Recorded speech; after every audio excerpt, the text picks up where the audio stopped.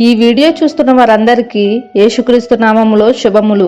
గత వీడియోలో ఇర్మియా గారి గురించి, ఇర్మియా గారి బాల్యం, పరిచర్య ఎన్నో విషయాలను తెలుసుకున్నాం.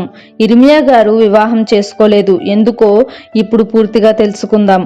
ఇర్మియా గారు 20-30 సంవత్సరాల వయసులో ఉండగా యుదిత్ అనే అమ్మాయిని వివాహం చేసుకోవాలి అనుకుంటారు. నిజం చెప్పాలంటే అది ప్రేమ కాదు. అప్పటి వారి ఆచారం ప్రకారం ఆడపిల్లలకు 13-15 సంవత్సరాల వయసులో ప్రదానం చేసేసేవారు.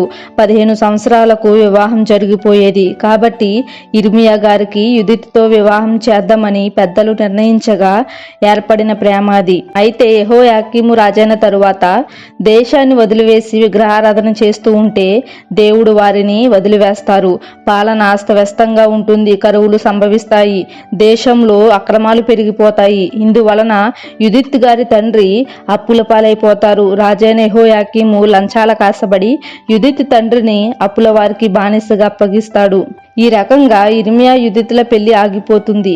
దాదాపు ఇదే రోజులలో ఇర్మియా గారు బలి అర్పణ కోసం యెరూషలేం దేవాలయం వెళ్లడం, అక్కడ యెహోవాకు ప్రత్యక్షం అవడం, ఇర్మియా గారు బలి అర్పించకుండా వచ్చేయడం, తండ్రి కుమారుల మధ్య మనస్పర్ధలు రావడం జరుగుతాయి. ఇల్లు వదిలి బయటికి వచ్చిన ఇర్మియా గారు యుదిత్ని పెళ్లి చేసుకుందాం అనుకుంటుండగా దేవుని దర్శనాలు పొందుతారు. దేవుడు అతన్ని బలపరుస్తారు. ఆ తరువాత ఇర్మియా గారు 16వ అధ్యాయం 1-4 వచనాల ప్రకారం, దేవుడు ఇక్కడ నీవు వివాహం చేసుకోవద్దు, ఎందుకంటే ఈ స్థలంలో పుట్టిన పిల్లల కోసం సమస్త ప్రజలు ఏడుస్తారు, ఎందుకంటే అందరూ మరణిస్తారు.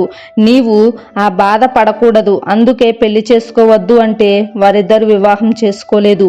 చరిత్రకారులు చెప్పే విషయం ఏమిటంటే, ఇది జరిగిన 10 సంవత్సరాలకు ఇర్మియా గారు ఒకసారి చెరసాలలో నుండి విడుదల పొంది యుదిత్ని చూడటానికి తనకున్న ఇల్లు పొలాన్ని చూద్దామని వెళ్ళగా రాజైన సిద్కియా సేవకులు ఇర్మియా బబులోను దేశం పారిపోతున్నాడు అంటూ తప్పుడు నిందమోపి అతన్ని తిరిగి బంధిస్తారు.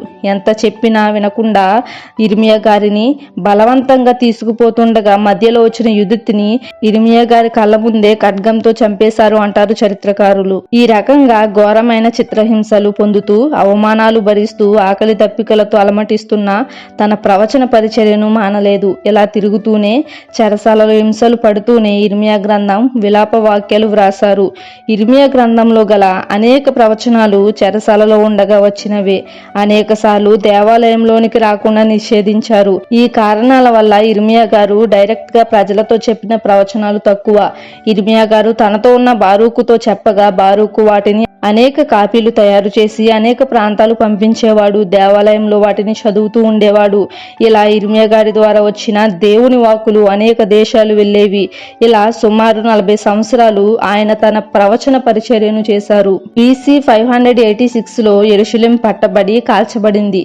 బబులోను రాజదేహ సంరక్షకుల అధిపతి అయిన నెబుజరదాను ఇర్మియా గారిని చెరసాల నుండి విడిపించి తమతో బబులోను రమ్మంటే ఆయన వెళ్లరు.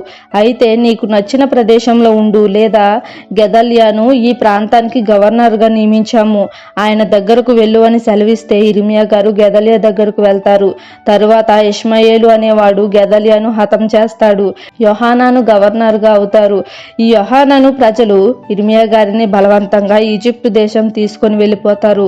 దేవుడు ఈజిప్టుకు వెళ్ళిన ఏ ఒక్కరు ప్రాణాలతో తిరిగి రారు, అక్కడే చేస్తారు అని హెచ్చరించిన బలవంతంగా వెళ్తారు.